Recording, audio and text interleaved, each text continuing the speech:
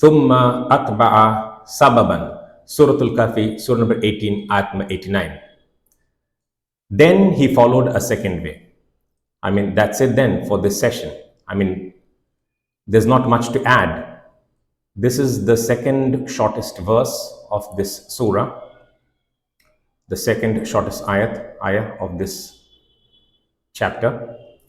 The shortest was verse number 85, فَأَتْبَعَ sababan. So there we have explained everything. If we were to relate that, I mean, this verse cannot be understood without relating it to that verse. So فَأَتْبَعَ sababa, we had explained that in details at that time, but if we were to keep it short for a recap and to connect this verse to that verse, then we would translate فَأَتْبَعَ sababan as, so he followed away. That's it.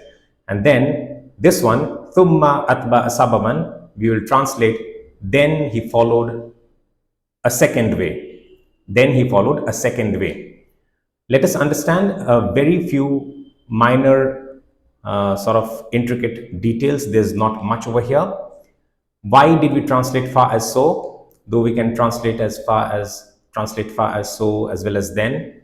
But if we were to choose one of the two terms, then it would be more appropriately translated as so, not then. But then over there we did so then, and then we give a detailed explanation, because primarily that's a causal relationship, cause and effect.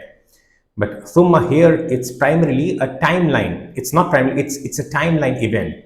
But in connection to one of the previous verses, in connection to this historical narrative of Dhul-Qarnayn al-Islam, about Dhul-Qarnayn al-Islam, I told you that fa is then and thumma is then, but that's a sort of a then which is longer in time period. The delay is longer. But so one of the examples was on this earth as well as in the hereafter. So fa over here and thumma over there. But this is thumma over here. So I gave that as an example, but nowhere did I say that thumma refers to the hereafter.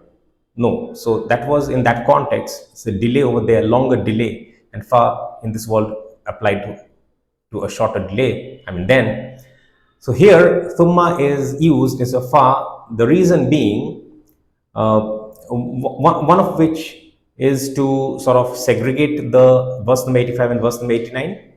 And fa would perhaps be sort of confusing. Exact same verse would have been translated differently, would have been forced to translate it differently. There we would have translated as so he followed away, and here we would have translated as then he followed away.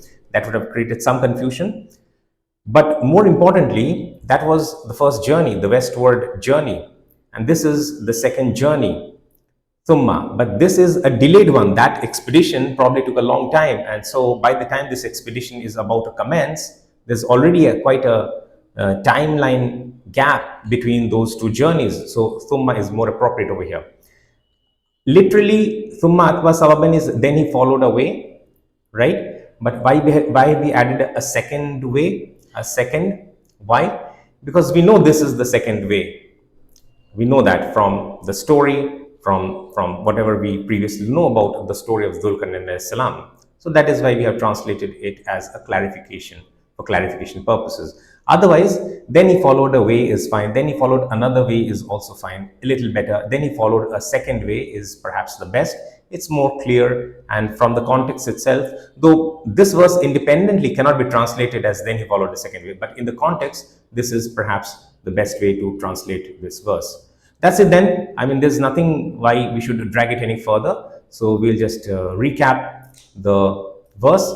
Thumma atba sababan, then he followed a second way.